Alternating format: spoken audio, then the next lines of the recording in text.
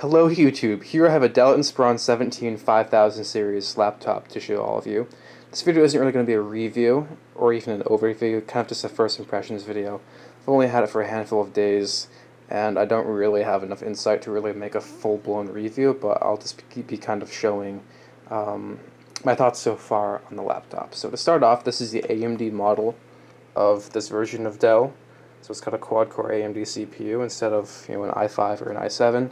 It cost $784 with the configuration I bought it with. That's in part because I am a part of Dell's, I'm not sure what they call it, but their insider purchase program or whatever, where I can get discounts. That's because of where I work, so that's not available to everyone. Post-tax, it was $840 or so, so a little bit of tax, but not bad for the deal. I would expect most laptops with similar specs to be on the market for about $1,000 or so. So to start off, first impressions, got a very nice glossy upper part of the display, or the top of the laptop I mean. Very clean looking. It has this, not really unibody sort of bottom, but it's all one piece. You take those screws off, the entire bottom comes off. It does have a DVD CD drive, so it's fairly sleek for a PC, and I think it's build quality seems pretty good. I did take the bottom of the case off. I'll explain why later, and I think it's designed pretty well. As for ports, on the left you have your Ethernet, which is kind of compacted a little bit, as with a lot of laptops nowadays. Got your HDMI, a couple super speed USB 3.0 ports, and a combined headphone jack. And on the right, I'm trying to not put too much weight on the charger, SD card slot, super speed USB, and the DVD CD drive. Opening it up, it was definitely bigger than I expected. I've never really owned a 17-inch laptop before. It's definitely a little bit bigger than my 15-inch right there, or 15.6 I mean. The display looks pretty nice. It's got a backlit keyboard, which turns itself off, but once you hit a key, it enables itself. Trackpad feels alright. It's pretty usable. It's definitely better than the trackpad to my Lenovo to the right, but it feels a little bit loose, almost as if there's a bit too much push to it, but it's really not a bad trackpad. I really shouldn't complain, especially for the price. Keyboard's not bad. Like most laptops, it doesn't have a whole lot of push to it, but the top of the frame here does feel a little bit flimsy. I mean, I can press down on it a little bit when I'm typing. It just feels like, I'd say like a B- kind of build quality right there. But otherwise, it's definitely pretty sleek. Simple but not too simple sort of look, yet elegant at the same time. So I'll go over specs. This one has, I'll just zoom in on the specs here, my stupid little notes. Has an FX-9800P quad-core CPU with those graphics, Radeon R8 M445TX. Dual graphics, that's bundled with the, I don't know how it works exactly. AMD is usually not very straightforward with their specifications, but it's got dual graphics basically. Sounds fancier than it is. It's got 16 gigs of DDR4 2400 MHz memory. That's one chip, but you can put two of them in there. I opened it up and there's a slot perfectly available. Came with a 2TB 5400 RPM hard drive. I found that to be kind of interesting because it's a very big drive but not very fast. 17.3-inch 1080p LED anti-glare display. Got the DVD rewritable drive. Dual band Wi-Fi, so that can do 2.4 and 5 GHz, which I find to be a huge plus. Has Windows 10 Home. This is for my dad's coworker. We could have gone with professional, but we don't need to join a domain. We don't need a remote desktop, so Home works just fine for us. Battery specs and the 65-watt AC adapter, which really means it's not going to chew up much electricity at 65 little watts.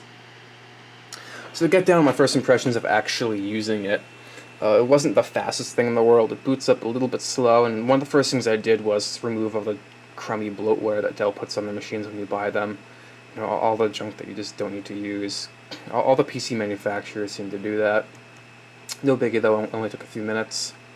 Definitely has a good price tag though, for what it is. I mean, the specs are a little bit fancier than they are. I find that out with AMD a lot, that their CPUs and graphics look a lot more impressive on paper than they actually are.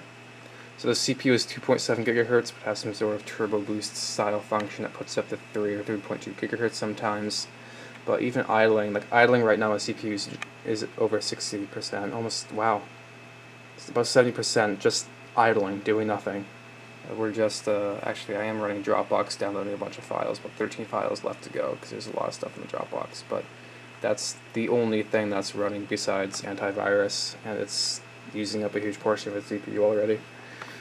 The disk, I think, is a little bit of a bottleneck, but it's not too bad. It's very easily upgradable to an SSD. I checked on the inside, it does have a mini PCI Express slot, but that's for the Wi-Fi card. So you'd have to put a 2.5-inch SSD in it if you wanted an SSD. And I did pitch that to my dad, but we didn't really want to spend the extra money. You know, it's a lot to function fine without an SSD, so we're just going to leave it that way. Display is pretty nice. A lot of laptops will have kind of washed out displays, but the contrast and all that to this one's pretty nice. It looks pretty crisp and good looking.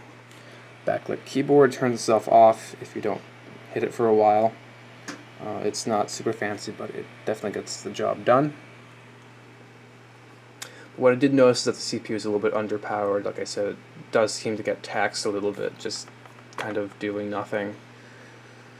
Sometimes it seems as if the computer blips up a little bit, like I'm moving the mouse, and it kind of lags up for a second, even if I'm really not doing anything. I feel like the CPU kind of trips over itself a little bit every now and then. The graphics performance is underwhelming for what it is. It's not underwhelming for the price tag of the laptop, but it is underwhelming considering the fact that you look at the specs and say, oh, you know, it has 4 gigabytes of dedicated video RAM and all that. I tried loading CSGO on it, but it runs horribly at absolute lowest settings possible at 1080p. So it's definitely not something you want to even try playing games on, despite the fact that it's dual graphics, which is interesting. I would think they'd just kind of forget about dual graphics and just put in like one version of integrated graphics. So it's a little bit confusing to get all the work, but it works out in the end, I guess. So I think that's actually nearing the conclusion of what I have for you guys. I've been a little bit cynical, but overall I think it's a decent laptop, especially for the price, for, you know, under $850. It's not a bad little thing, especially if you want to upgrade it to an SSD.